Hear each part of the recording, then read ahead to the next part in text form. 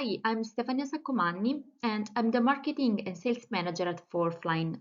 And I'm gonna spend the next couple of minutes to explain which are the lessons learned, challenges, and next steps that the technical team of FourthLine has outlined after having supported different banks and building societies. Okay, let's start. First of all, the team has noticed that several banks have focused on services to identify important business services and potential intolerable harm, but have not focused on the products that end users rely on. This has led to potential intolerable harm being missed by these firms.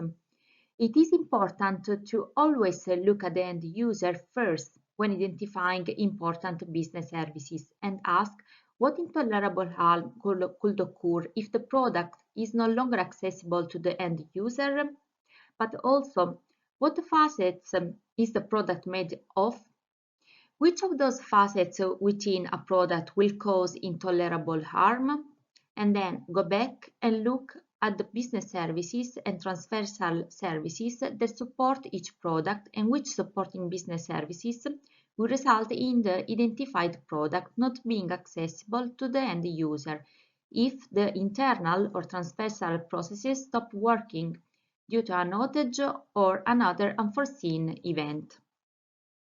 The ramification of getting an important business service wrong is that it becomes almost impossible to predict when intolerable harm would occur and therefore impact tolerances cannot be set.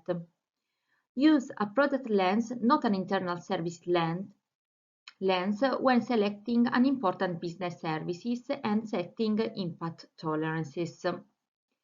We also have found that some of our clients have copied their recovery time objectives, also said RTO, detailed in their business continuity plan into their new operational resilience plans. Using RTO to calculate intolerable harm to a customer can be misleading as RTO are designed with the business in mind and from a system's criticality standpoint, not whether the customer would endure harm in this time. This is not necessarily incorrect. However, there is a lack of sufficient evidence that customer harm was considered in light of the new regulation when using pre-existing business continuity measures to define impact tolerances. If a firm offers a different product to customers, like personal loans, mortgage, current account, it is a mistake to use the same important business service across the whole product range. The supporting services for each product and the level of harm will be different for each product. We have also found that some of the building societies we have worked with found it challenging to separate profit generation activities from activities that pose a potential for intolerable harm to customers. When they identified their important business services and went on to define potential intolerable harm, they focused more on their own revenue-generating services and not really on the potential harm the end customer or the market could incur if a service was disrupted. Another mistake has been where firms have conflated delivery channels, even though they are separate services, like View My Balance by phone or View My Balance by the banking app. Again, the levels of harm may be different for each delivery channel if the service is interrupted. Retail banking will see a higher potential for intolerable customer harm due to higher potential for vulnerable customers and more immediate impacts on customers due to their ongoing need to access their funds to make payments.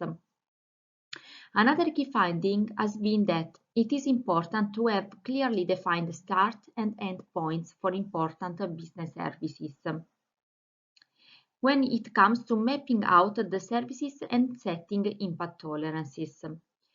We have also found that some of our clients have not clearly defined start and end point.